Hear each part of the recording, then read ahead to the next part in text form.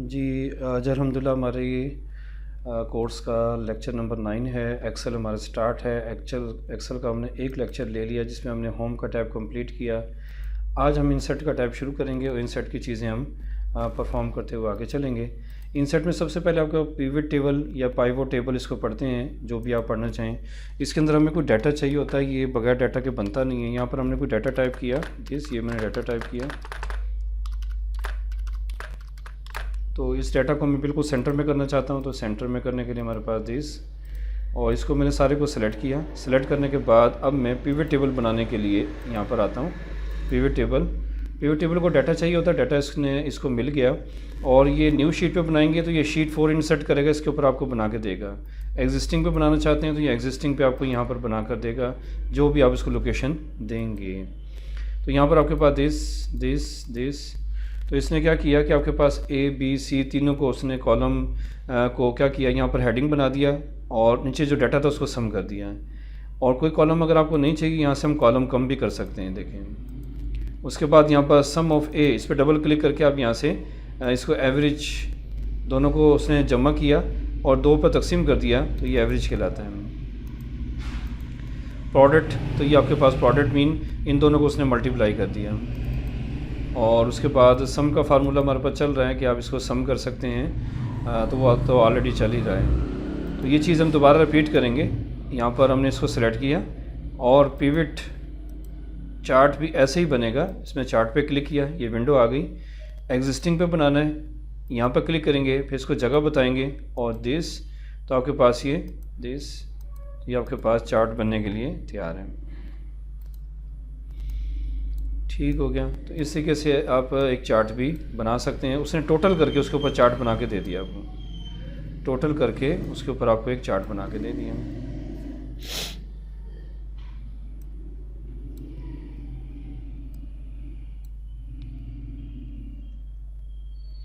इसमें कोई कॉलम अगर आप कम करना चाहें तो कम कर सकते हैं। तो लेकिन ये चार्ट की तरतीब जो है ना समझ में नहीं आती, क्योंकि इसमें जो है ना आपके पास एक ही साइड है। कंपैरिजन किस चीज़ का हो रहा है ये नहीं है, क्योंकि आपके पास एक ही आपके पास साइड है टोटल की बस। तो कंपैरिजन के लिए दूसरी चीज़ भी तो होना ज़रूरी है जिसके साथ कंपैरिजन हो रहा हो, ठीक है।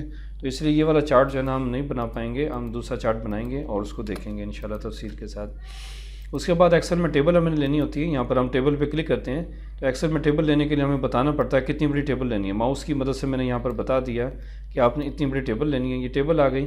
टेबल की कलर स्कीम हम यहाँ से चेंज कर सकते हैं।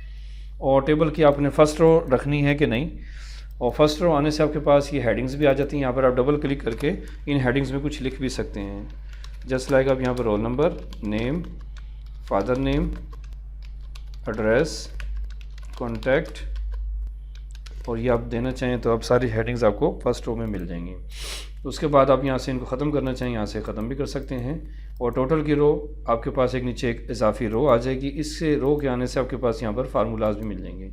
एवरेज का फार्मूला, इन सब को जमा करना, तो ये आपके पास एवरेज बना देगा इसमें।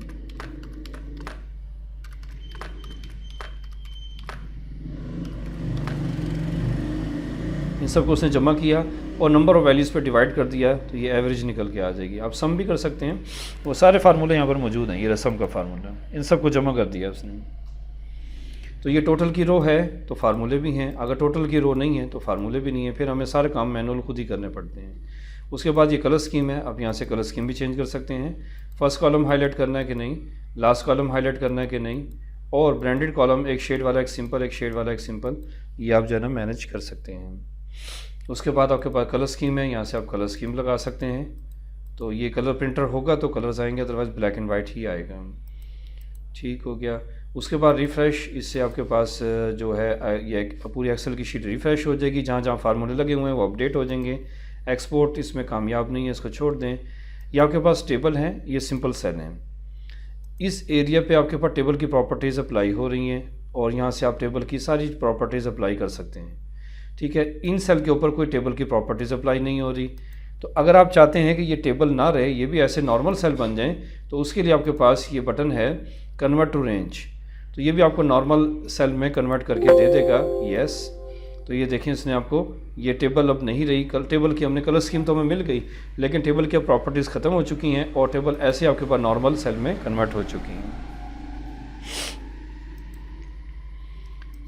ओके, ये हो गया हमारे पास। अब ज़्यादा आगे नहीं गए तो कंट्रोल Z करके आप एक स्टेप पीछे आ सकते हैं। रिमूव डुप्लीकेट, अगर आपके पास कोई कॉलम में डुप्लीकेट वैल्यूज़ हैं उनको रिमूव करना चाहें तो आप उसको रिमूव भी कर सकते हैं। अनसेलेक्ट, मैं नेम में जो डुप्लीकेट वैल्यूज़ हैं उनको रिमूव करना चाहता हूँ। ओके, तो आपके पास ये देखें नेम में डुप्लीकेट वैल्यूज़ आपके पास रिमूव हो गई। ठीक हो गया। तो ये आपका डुप्लीकेट रिमूव करके उसने बाकी सेल भी उड़ा दिए और आपके पास सिंगल यूनिक वैल्यूज़ के साथ आपको टेबल शो करवा दी। ठीक है, ये पाइवट टेबल बनाने के लिए एक दोबारा विंडो हमारे पास आ गई। तो ये डाटा अगर आप पाइवट टेबल के लिए यूज़ करना चाहते हैं तो उसके लिए आपके पास ये ऑप्शन है और आप इसमें पाइवट टेबल बनानी कहाँ पर है, जगह बता देंगे इसको जी, बनानी कहाँ पर, यहाँ पर बनानी है। और ओके, और इसमें कौन कौन से कॉलम चाहिए, तो यहाँ से आप कॉलम वो ले सकते हैं। हमारे पास एक ही कॉलम है जिसके अंदर वैल्यूज़ थी, उसने उसको टोटल कर दिया, बाकी सब उसने ब्लैंक ब्लैंक शो कर रहा है, बाकी ब्लैंक है, ये भी ब्लैंक है, ये भी ब्लैंक है, ये भी ब्लैंक है।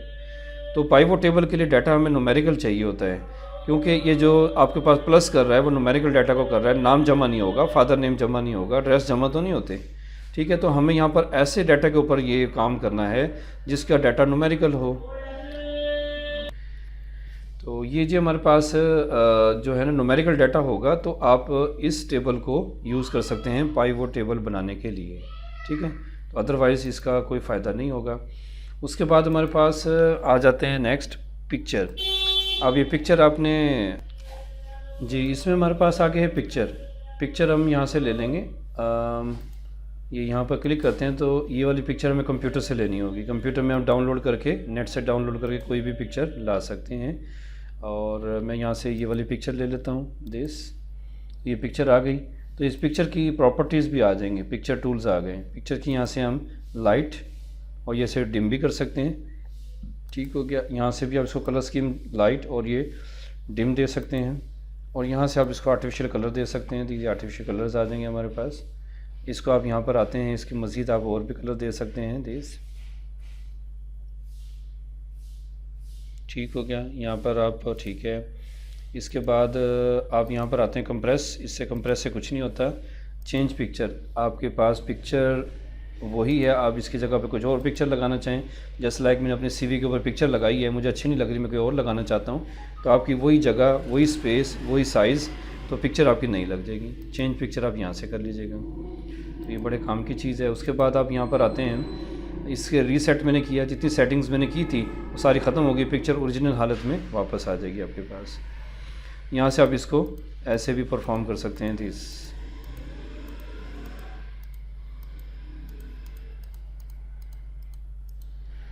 और यहाँ से आप पिक्चर के शेप भी चेंज कर सकते हैं, यहाँ से आपके पिक्चर की शेप भी चेंज हो जाएगी।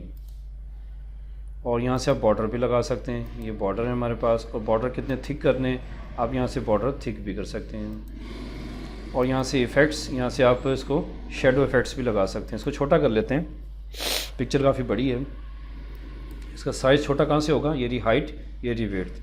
हाइट आप यहाँ से दे देंगे 3 और यहाँ पर आपके पास ये हाइट आ जाएगी। ये पिक्चर का साइज़ मैंने छोटा किया और यहाँ से हम इसके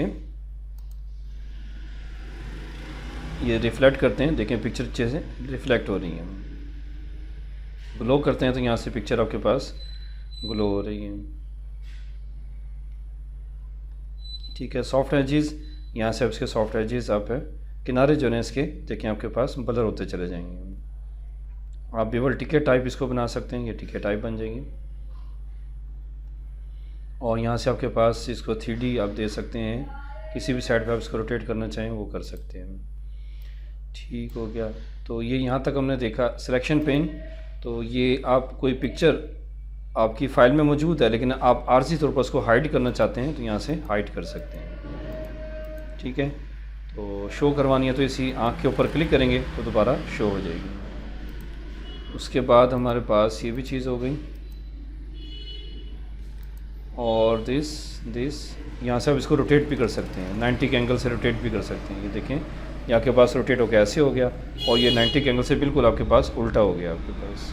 ठीक है, और उसके बाद क्रॉप भी कर सकते हैं। क्रॉप करने से आपके पास चारों साइडों पे निशान आ गए हैं, तो इससे हम किसी भी साइड से पिक्चर को काट सकते हैं। इससे क्रॉप के निशान को आप प्रेस करेंगे, दोबारा क्रॉप पे क्लिक करें और इसको क्रॉप को पकड़ के यूँ आगे लेके जाएंगे तो देखें पिक्चर इस साइड से कट गई है। यहाँ से क्रॉप के निशान को पकड़ के आप आगे लेके जाएंगे तो इस साइड से पिक्चर आपकी कट गई।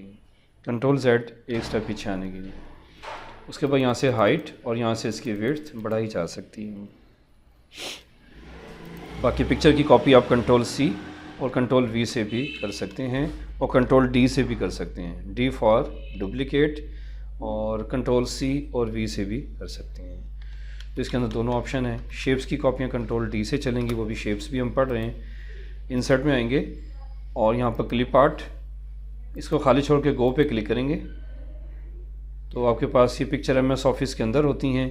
तो ये अभी लोड हो जाएंगी, इसको देख लेते हैं।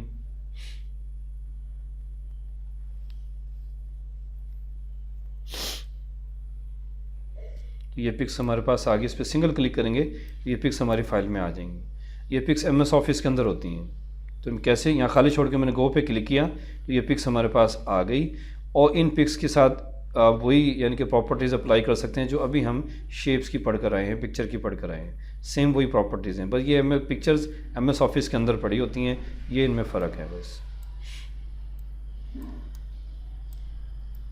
ठीक है, और बाकी हम आगे चलते हैं। शेप्स एक बड़ा टॉपिक है, उसको हम परफॉर्म कर लेते हैं। ये शेप्स हैं, तो शेप में हमारे पास लाइन ले लेते हैं। तो ये लाइन हमारे पास जहाँ हमें टेबल की ज़रूरत ना हो तो हम खाली लाइन से भी काम चला सकते हैं। इस लाइन को हम सीधा कर लेते हैं ऐसे और राइट क्लिक करके आप फॉर्मेट शेप, इसकी फॉर्मेटिंग्स भी कर सकते हैं। यहाँ पर आप आते हैं दिस, ये लाइन आपके पास, और लाइन का कलर भी चेंज कर सकते हैं, लिखा हुआ लाइन कलर। यहाँ से लाइन का कलर भी चेंज कर सकते हैं, कौन सा कलर लेना है। और सॉलिड कलर है, ग्रेडियंट कलर। ग्रेडियंट मीन दो कलर्स को ग्रेडियंट कहते हैं, सॉलिड कलर एक कलर को कहते हैं। कलर फीका करना है, तेज़ करना है। ये एक्सेल में सेटिंग्स ज़्यादा हैं। आप यहाँ से 1 बाय 1 लाइन आपकी कैसी होनी चाहिए, फ्लैट लाइन आपकी यहाँ से डॉटेड वाली होनी चाहिए, लाइन आपके पास सॉलिड होनी चाहिए। तो जैसे भी आपका दिल करे आप वैसी लाइन बना सकते हैं। लाइन कितनी मोटी होनी चाहिए, इसको विड्थ कहते हैं। इसको क्लोज़ करेंगे तो आपके पास ये सेम ऐसी आ जाएगी और ये आपके पास ऐसे हैं। कंट्रोल D, आप इसकी डुप्लिकेट कॉपियाँ बना सकते हैं। तो इसकी डुप्लिकेट काफ़ी सारी कॉपीज़ बनती चली जाएंगी।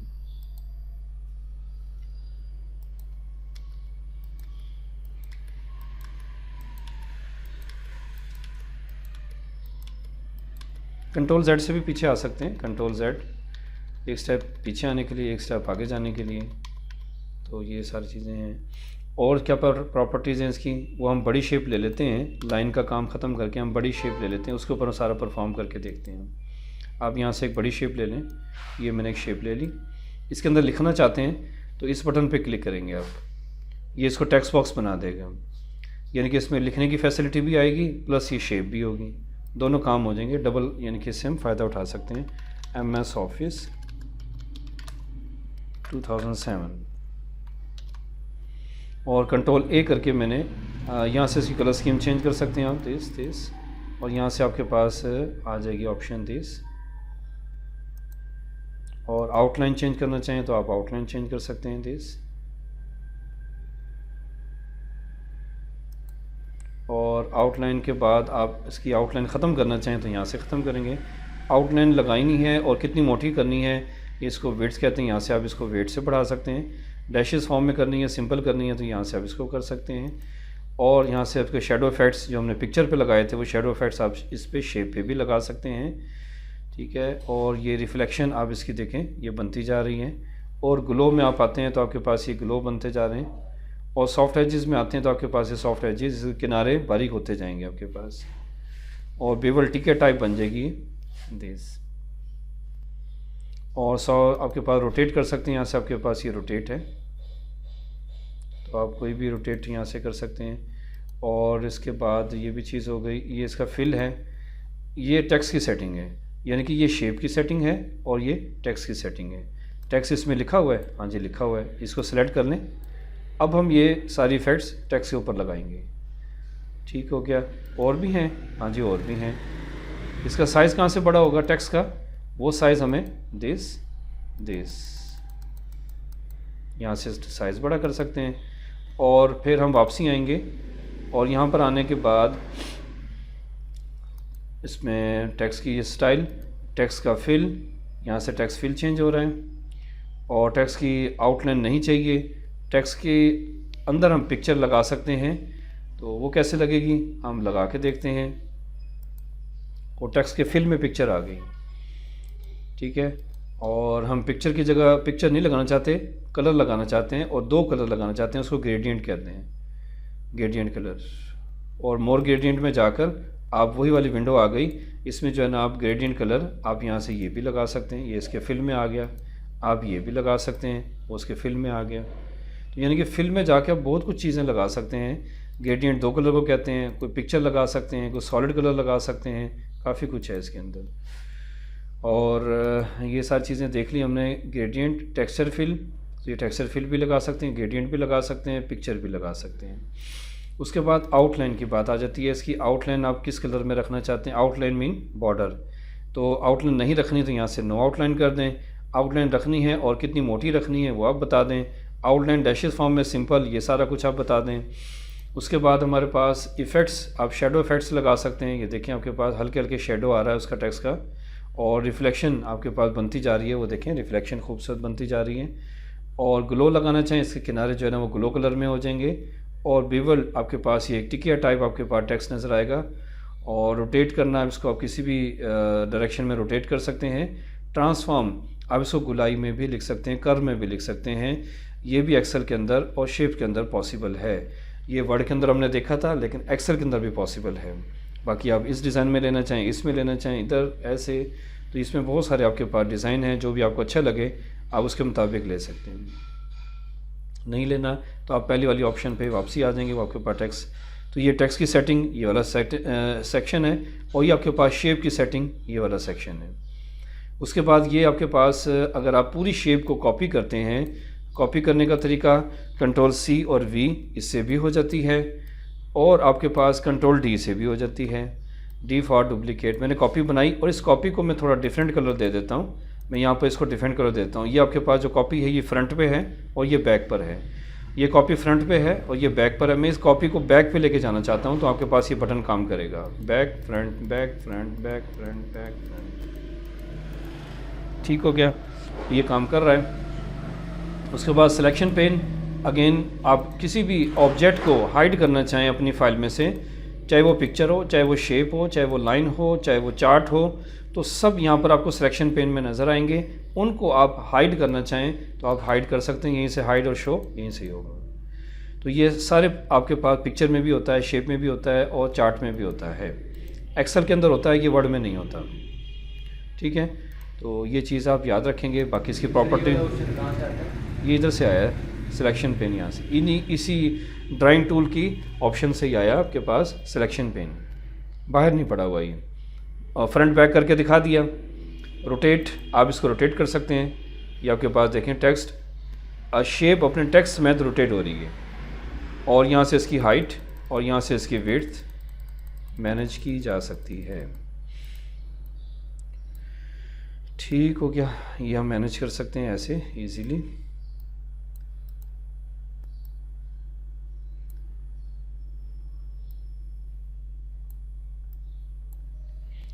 और हम Ctrl+A करके इसको डिलीट करते हैं, और इसके ऊपर हम एक असाइनमेंट बना के देखते हैं कि शेप्स की कॉपियाँ कोई और तरीके से भी की जा सकती हैं।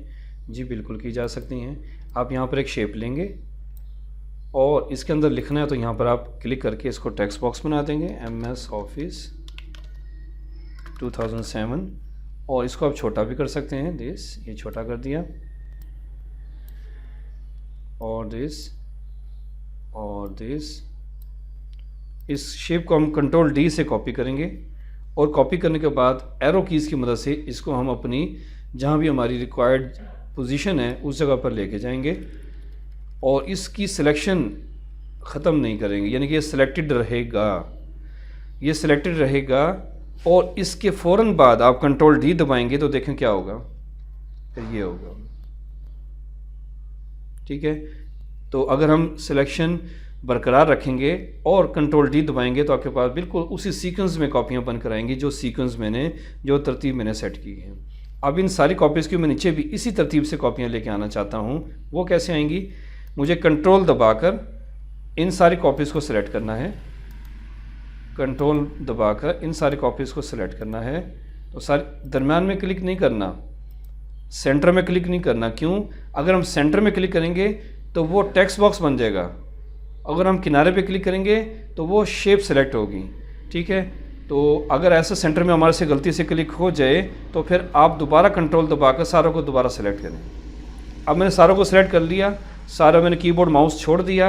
अब मैं कंट्रोल डी दबाऊंगा, इसकी एक कॉपी बन गई और कॉपी बनाने के बाद मैं इसको एरो कीज़ की मदद से सेट करूंगा। सेट हो गई, सिलेक्शन इनकी बरकरार रहेगी, यानी कि मैं कहीं और क्लिक नहीं करूंगा, फ़ौरन मैं कंट्रोल डी दबाऊंगा तो आपके पास इसी तरतीब से कॉपियाँ नीचे बनती चली जाएंगी। तो ये असाइनमेंट्स आपको मैं दिखा देता हूँ। जब आपने असाइनमेंट बॉक्स देखा है तो आपके यहाँ पर असाइनमेंट्स में आपके पास यहाँ पर डेस्कटॉप, फिर डेस्कटॉप और MS ऑफिस। जी, ये हमारे पास शेप्स की असाइनमेंट वर्ड की भी और एक्सेल की, दोनों में बता देता हूँ। एक्सेल के अंदर हमें देखें शेप का, या वर्ड के अंदर हमें शेप का इस्तेमाल करना हो, ये देखिए आपके बॉक्सेस आ रहे हैं, बिल्कुल तरतीब से आ रहे हैं। ये कैसे आए, जो अभी हमने परफॉर्म किया उससे आए, और ये वर्ड में भी ऐसे ही आएंगे।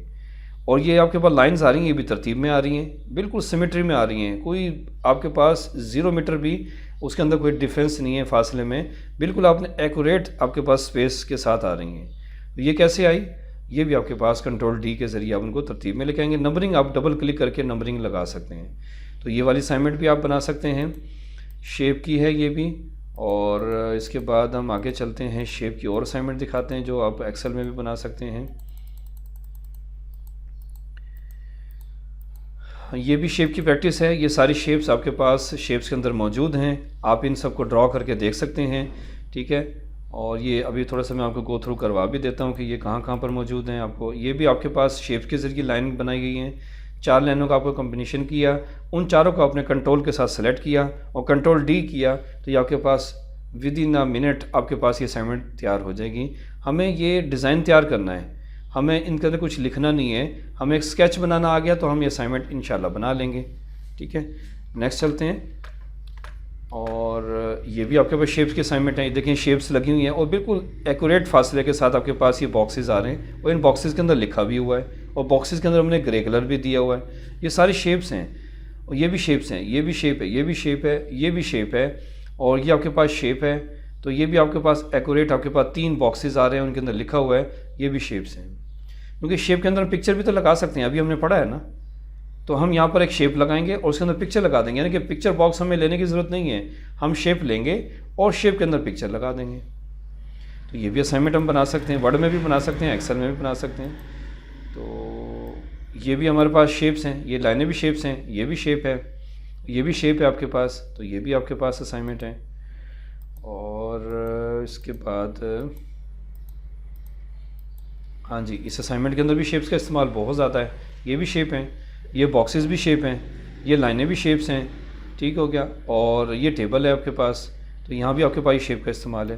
तो ये मैंने आपको इतनी सारी, ये भी आपके पास ये टेबल हैं और यहाँ पर ये आपके पास शेप, ये भी शेप्स, ये भी शेप्स हैं। तो इनसे आप बहुत अच्छा फ़ायदा उठा सकते हैं और ज़बरदस्त असाइनमेंट्स आपकी बन जाएंगी। ठीक है, आगे चलते हैं। हमारे पास शेप्स की हमने अच्छे से प्रैक्टिस कंट्रोल, फोटो लगी हुई थी बैकग्राउंड पे, वो कैसे लगी? वो वर्ड में लगती है, वर्ड में मैं लगा के दिखा दूँ क्योंकि वो वर्ड की असाइनमेंट है। अगर आपने वर्ड में नहीं पढ़ा तो वर्ड में मैं लगा के दिखा देता हूँ। ये आपके पास पेजेस हैं और इन पेजेस को बनाने के लिए हम एंटर दबाते हैं तो आपके पास नीचे पेजेस बनते चले जाएंगे, पेजेस, और कंट्रोल से आप इसको छोटा कर लेंगे तमाम पेजेस को, कंट्रोल होम से हम टॉप पे आ जाएंगे। यहाँ पर आपके पास पेज लेआउट और इसमें वाटरमार्क, और यहाँ पर आप कोई भी इमेज लगाएंगे कस्टम वाटरमार्क में जाके, कस्टम वाटरमार्क में जाके यहाँ से पिक्चर लगाएंगे देश, और यहाँ पर आप जो भी आपकी कंपनी है आप उस कंपनी का लोगो लगाएंगे। यहाँ से मैं ये वाला लोगो लगा देता हूँ एग्जांपल के तौर पर, अप्लाई, और ये तमाम पेजेस पे लग जाएगा। इसका कलर तेज़ करना है दिस, कलर फीका करना है दिस, और ये आपके पास वो कलरफुल है, ये ब्लैक एंड वाइट है। अगर आप कलरफुल लगाएंगे तो कलरफुल आएगा। मैं ये नहीं लगाता, मैं कोई और लगा देता हूँ, ये लगा देते हैं, इसमें कलर्स हैं। अप्लाई, तो आपके पास ये कलर, और कलर तेज़ करने, कलर फीके करने, तो आपके पास ये कंपनी का लोगो बैक पे आता रहेगा और डॉक्यूमेंट आपका डिस्टर्ब नहीं होगा। तो ये वर्ड के अंदर पॉसिबल है, एक्सेल के अंदर वाटरमार्क नहीं लगता है तो वो ऐसे डिस्प्ले नहीं आता, वो बहुत तेज़ कलर में होता है, हमारा टेक्स्ट भी वो छुप जाता है। तो ये एक्सेल है, एक्सेल के अंदर हमने शेप पढ़ी। उसके बाद हमारे पास यहाँ पर स्मार्ट आर्ट होते हैं। स्मार्ट आर्ट भी कम्बिनेशन ऑफ शेप्स होती हैं, यानी कि ये भी शेप्स की कम्बिनेशन है और इसके अंदर हम शेप्स ही बनाते हैं।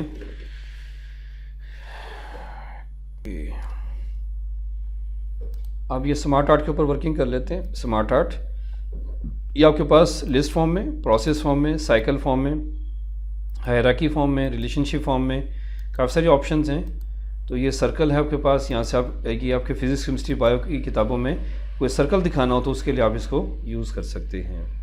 आप यहाँ पर आते हैं this this this this this, तो ये सर्कल के डिज़ाइन भी चेंज हो रहे हैं और यहाँ से इसकी कलर स्कीम भी चेंज हो रही है। इसके अंदर आप लिखना चाहते हैं तो आप टेक्स्ट पेन की मदद से लिख सकते हैं।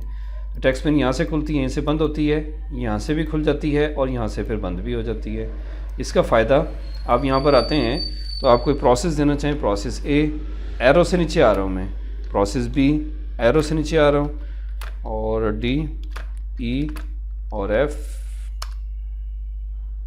यहाँ पर आप एंटर, एफ दिस, जी, और कोई आप कम करना चाहें बैक स्पेस, डाटा भी जाएगा, स्पेस भी जाएगी आपके पास। तो ये दोनों फ़ायदे हैं इसके अंदर, आप यहाँ से कॉम्बिनेशन ऑफ ऐसे बना सकते हैं। कलर स्कीम आप यहाँ से दे सकते हैं दिस, ये कलर स्कीम आपके पास है। ये फिजिक्स केमिस्ट्री बायो की किताबों में कोई साइकिल दिखाना हो कि अब ये प्रोसेस होगा, फिर उसके बाद ये वाला प्रोसेस होगा, अकाउंटिंग साइकिल, अकाउंटिंग में पहले लेजर होगा, फिर उसके बाद जर्नल एंट्रीज होंगी, उसके बाद ये होगा। तो ये आपको फिजिक्स केमिस्ट्री बायो भी एग्जांपल दी तो है आपको कि आपके पास ये किताबों में कोई साइकिल दिखाना हो, कोई प्रोसेस दिखाना हो, उसके लिए आप यूज़ कर सकते हैं।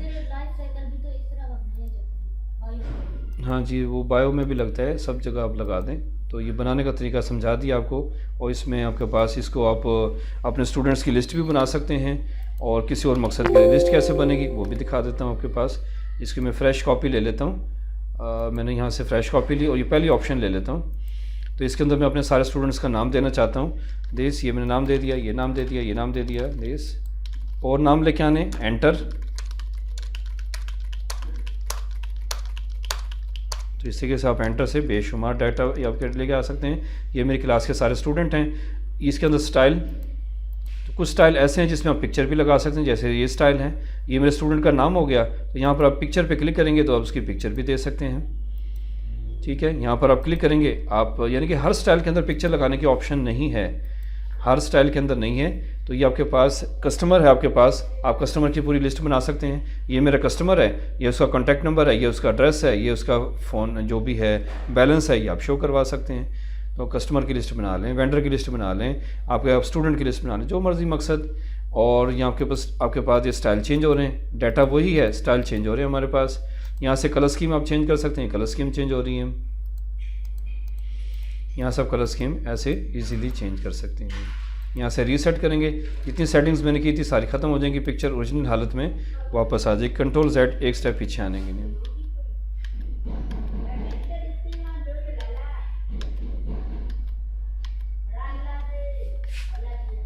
ठीक हो गया, और रीसेट करेंगे, जितनी सेटिंग्स मैंने की थी सारी ख़त्म हो जाएंगी। पिक्चर ये आपके पास उसी हालत में आ जाएंगी, पिक्चर भी हट जाएंगी, कलर भी हट जाएंगे, शेप आपकी वही रहेंगी। छोटी क्यों हुई है कि डाटा ज़्यादा और स्पेस थोड़ी है, इसलिए वो छोटे हो गए हैं। अगर मैं इसको मिटाऊं, कैसे मिटाऊंगा, ये खुद ब खुद बड़े हो जाएंगे। चेक करवा देते हैं आपको, ये डाटा मीटर देखें, वो साइज़ में बड़े हो रहे हैं।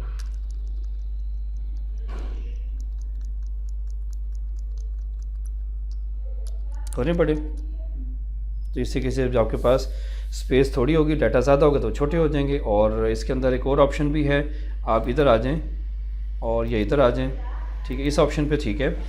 इसके अंदर ऐड बुलेट्स लगाने की ऑप्शन भी है। ऐड बुलेट्स का मतलब मैं यहाँ पर किसी भी सेल में आता हूँ और यहाँ ऐड बुलेट्स पे क्लिक करता हूँ, तो ये सब बुलेट्स लगाता जाएगा, एंटर करेंगे और भी लगाएगा। तो इनसे फ़ायदा हमने खुद उठाना है। ये मेरे स्टूडेंट हैं, स्टूडेंट का रोल नंबर क्या है, एंटर, स्टूडेंट का कॉन्टैक्ट नंबर क्या है, एंटर, स्टूडेंट की फ़ीस क्या है, ओके। फिर मैं दूसरे स्टूडेंट के सेल में आ जाता हूँ, ऐड बुलेट्स, स्टूडेंट का रोल नंबर क्या है, स्टूडेंट का कॉन्टैक्ट नंबर क्या है, स्टूडेंट की फ़ीस क्या है, ठीक हो गया। तो ये उसी सेल के अंदर ये बच्चे की पिक्चर, नीचे उसकी डिटेल, ये मेरा कस्टमर, नीचे उसकी डिटेल, ये आप दे सकते हैं। यानी कि ये कंप्यूटर एक मशीन है, तो इसको हमने अपने मकसद के लिए, इसी से लोग लाखों रुपया भी कमा रहे हैं, इसी से लोग जो है ना टाइम भी ज़ाया कर रहे हैं। तो ये कंप्यूटर एक मशीन है, इससे फ़ायदा हमने उठाना है। इसको जिस मर्ज़ी मकसद के लिए इस्तेमाल करें, आपको समझा दिया। और उसके बाद यहाँ पर आप कलर चेंज करने वो कर लें, यहाँ से इसके स्टाइल चेंज करने वो कर लें, और नहीं आप कलर स्कीम ख़त्म करनी है, अब मैं इसको रीसेट करके नई कलर स्कीम के साथ इसको बनाना चाहता हूँ, तो यहाँ पर आप क्लिक करें, कलर स्कीम सारी ख़त्म हो जाएगी, डाटा आपका मौजूद रहेगा, ठीक हो गया। तो ये हमारे पास यहाँ तक कंप्लीट हुआ और काफ़ी है आज के लिए, इतना लेक्चर काफ़ी बड़ा है। चार्ट हम कल कर लेंगे और इंशाअल्लाह इसमें कोई चीज़ समझ में नहीं आई तो आप मुझसे डिस्कस कर सकते हैं, मुझे कमेंट्स भी कर सकते हैं और हमारे चैनल को लाइक सब्सक्राइब भी कर सकते हैं, ताकि आपको हर नई आने वाली वीडियो मिलती रहे, ठीक है। तो ये हमारा एक्सेल चल रहा है, इंशाल्लाह इसके अंदर अभी फार्मूलाज भी आएंगे और इसके अंदर सारी सेटिंग्स वगैरह हम करके, अभी आपका काम डिज़ाइनिंग से रिलेटेड है, जो मैंने आपको असाइनमेंट्स बताई हैं, ये सारी असाइनमेंट जो है ना आप शेप से रिलेटेड और जो है ना पिक्चर से रिलेटेड वो सारी आप बनाएं। कल इंशाल्लाह फिर हम आके चलेंगे।